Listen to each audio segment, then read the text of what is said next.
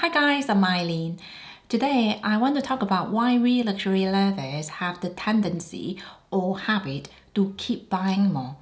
In fact, some of us already have a very comprehensive collection of designer shoes, luxury handbags, and fine jewelry.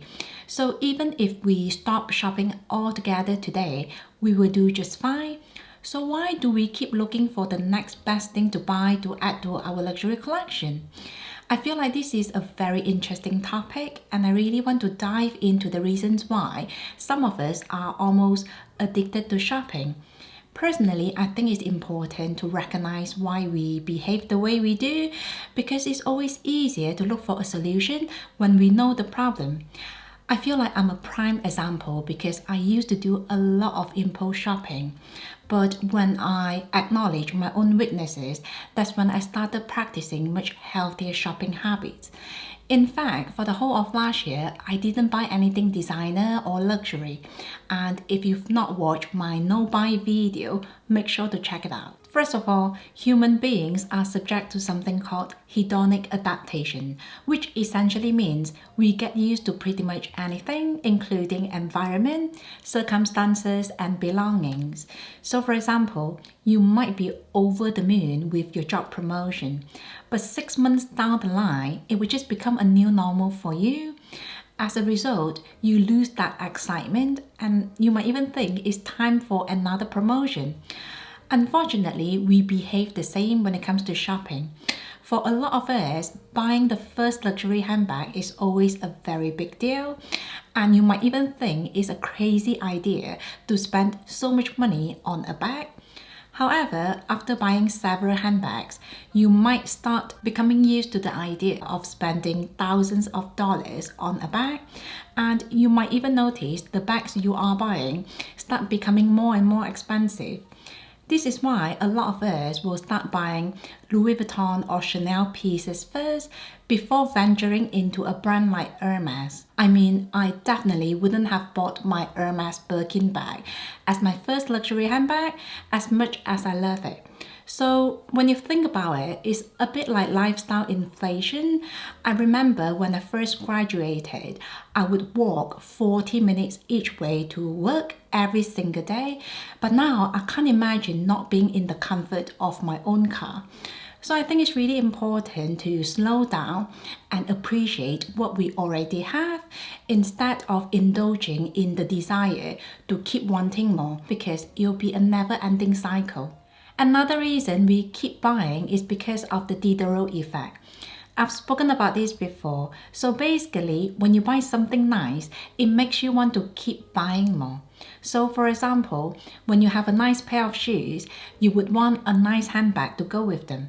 And now your handbag will also need a fancy back insert to keep your things organized, some expensive twillies to protect the handles, and even a nice leather charm to complete the look. In fact, I've actually come across people who would buy a matching wallet to go with the bag and sometimes even an entire outfit. So before you know it, this will create a snowball effect, especially if you're buying quite aimlessly. To minimize the Diderot effect, I think it really helps to have a curated but cohesive wardrobe, just so when you buy something new, it doesn't spiral into 5 other purchases. So for example, you want to make sure all your luxury handbags are quite versatile, just so they can go with any outfits. You also want to make sure your small leather gift pieces are able to fit in any of your luxury handbags. So essentially, just be mindful with anything that you bring into your closet. That way, you will find yourself needing and wanting to buy less. The third reason some people are constantly shopping is because I feel like they kind of see shopping as a hobby. Now, I'll be the first to say that I was guilty of that as well. Growing up, I spent a lot of my time studying, so I never really explored other activities. So when I started making my own money, I kind of treated shopping as my favorite pastime, unfortunately. So on the weekends, I would go to the shopping malls because I was bored, and I then actively look for things to buy. Sometimes I would even convince myself that if I didn't at least buy something, it would be a waste of a journey. This went on for several years and I wasted so much money. Now I think shopping once in a while can be a very nice way to reward ourselves, but it should never be the activity we rely on to kill time. The thing is, if you spend the entire day scrolling down on every shopping website, you will find something you like. So I think unless if you are lucky enough to make a living shopping, I would suggest to look for a cheaper and a more sustainable hobby. The next reason people are almost addicted to shopping is because it brings temporary happiness. I'm sure we've all felt that excitement and the butterfly feeling when we've bought something nice. This is why emotional shopping is a very real thing. In fact, quite a few people email me to say they've done a lot of stress shopping in the year 2020 because it was such a stressful year and they just needed something to cheer them up. Unfortunately, the endorphin release from shopping never really lasts. Quite often, I feel like we are more desperate for the joy of buying and unboxing rather than the item itself. This is why we quickly lose interest and the item just becomes another object in our closet.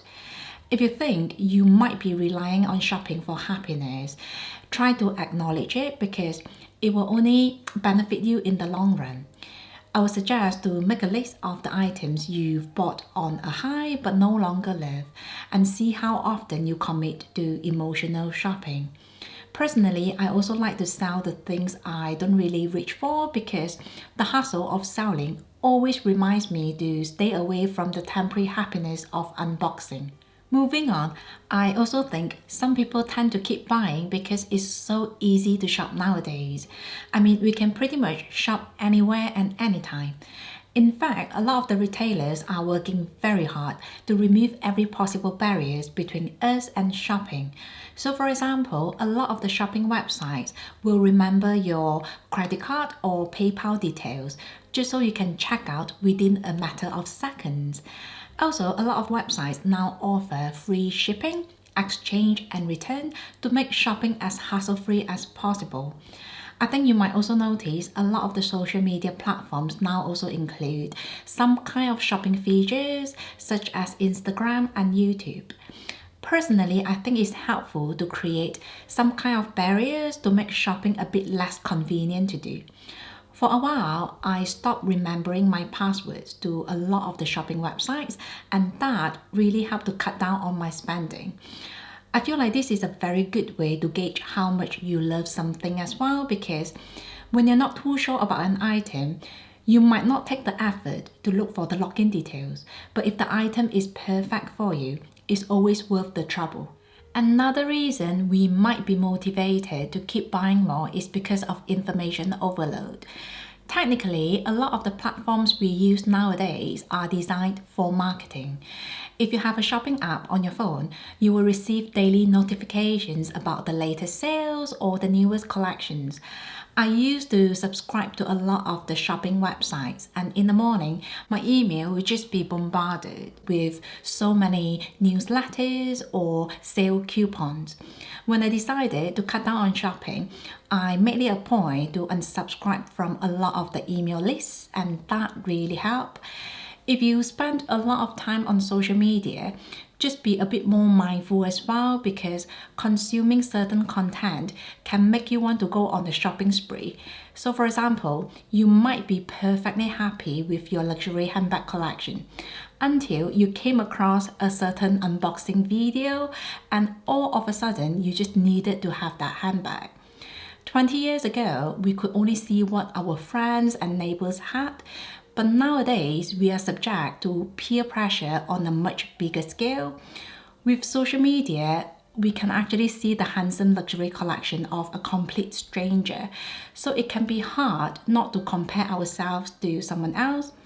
If you find it hard to resist the temptation, I would suggest to reduce the time you spend on social media, unsubscribe from email lists, and you might also want to consider unfollowing accounts that constantly make you want to spend. Next, I think we also keep buying because of our desire for completeness. So for example, you might really enjoy the Mother of Pearl from Van Cleef & Arpels, and because of that, you have the desire to own all the jewelry pieces in this store, including the matching earrings, necklace, and bracelet.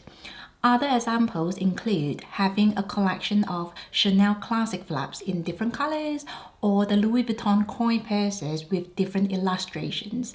It's a bit like collecting everything else in the sense that it might annoy you if you miss out on something. Therefore, you feel the urgency to buy the item before it's too late. Personally, I think it's fine to have a collection of beautiful things as long as we actually make good use of every single piece. But I would not accumulate physical things just for display. Moving on, I think our desire to keep buying more partly comes from our desire to go after the latest trends. Every season, designers are coming out with different designs and collections, and some of these pieces will go on to become the hottest trends, especially if some celebrities are endorsing the products. And when demand goes up, supply becomes limited. And just like everything else in the luxury world, when something is less available, it seems more appealing, and that will drive the prices up. Unfortunately though, trends come and go. So if you're into chasing the latest trends, it will become a rat race. Besides, it is very likely you are always buying high and selling low, because when the trend is gone and the demand goes down, so will the resale values. Don't get me wrong, I think it's perfectly fine to buy trendy pieces as long as we actually enjoy the items rather than owning them just to keep up with the latest trends. There you have it. Those are the common reasons why people keep buying, even when we already have a nice collection of beautiful things. Thankfully, I've embraced the joy of having less, so I do shop a lot more mindfully now, but I've made so many expensive mistakes in the past. I find that when I acknowledge my weaknesses, I get so much clarity about my shopping problems and how to take full control of them. If you're looking to be a more mindful spender, I would recommend you to do the same as well, because I promise you it will save you so much time and money. I would also love to know if you think you might have a shopping problem and how are you planning to overcome it. So please leave a comment down below. So that's it from me. Thank you so much for watching, and don't forget to share, like and subscribe. I will see you in my next one. Have a nice day.